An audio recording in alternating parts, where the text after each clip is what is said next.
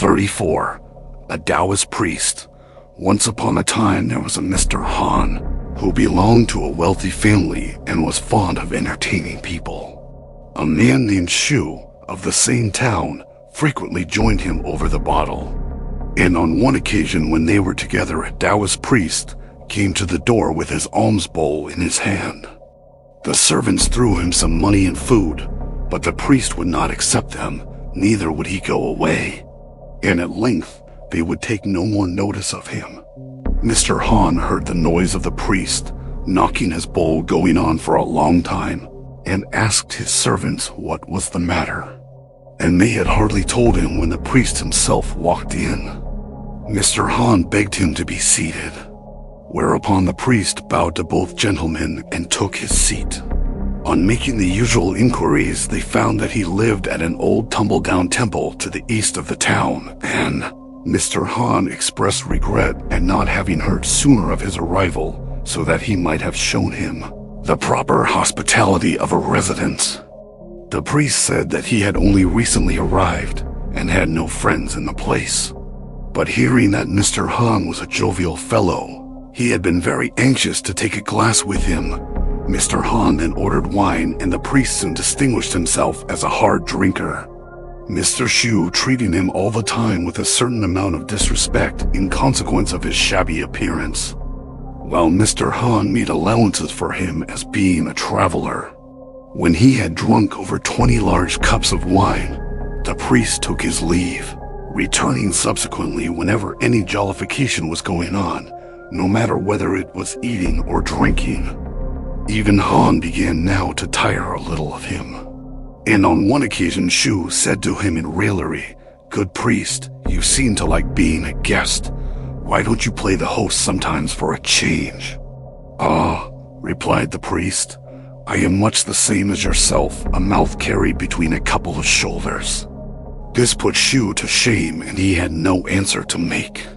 So the priest continued, "But although that is, so I have been revolving the question with myself for some time, and when we do meet, I shall do my best to repay your kindness with a cup of my own poor wine."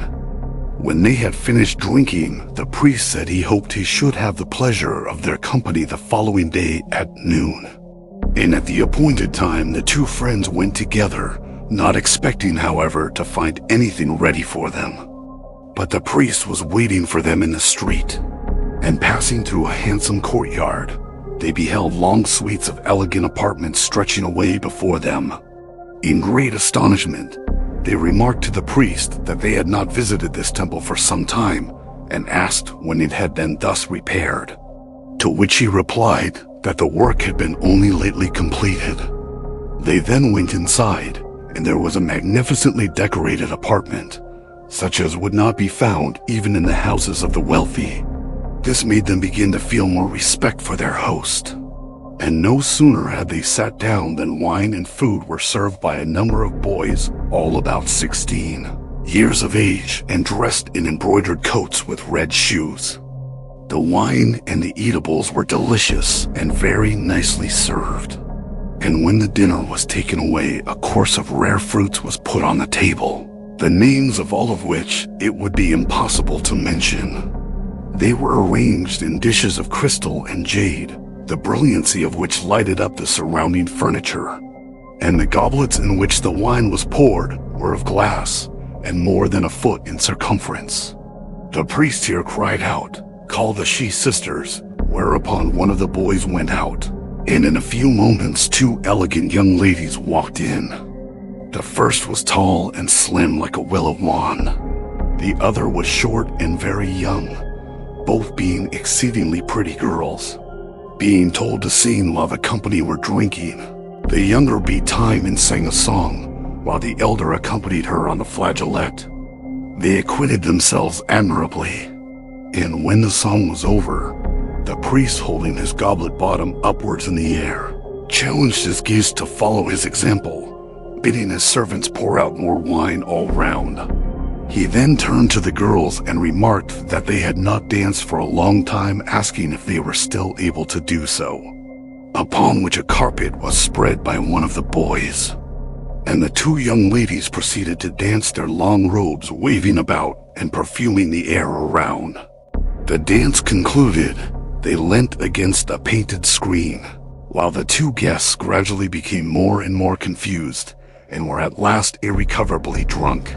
The priest took no notice of them, but when he had finished drinking, he got up and said, "Pray, go on with your wine. I am going to rest a while and will return by and by." He then went away and lay down on a splendid couch at the other end of the room, at which Shu was very angry and shouted out, "Priest, you are a rude fellow," at the same time making towards him with the view of rousing him up. The priest then ran out, and Han and Shu lay down to sleep, one at each end of the room, on elaborately carved couches covered with beautiful mattresses. When they woke up, they found themselves lying in the road, Mr. Shu with his head in a dirty drain. Hard by were a couple rush huts, but everything else was gone. Thanks for watching. Please like the video and subscribe to the channel for more excellent content.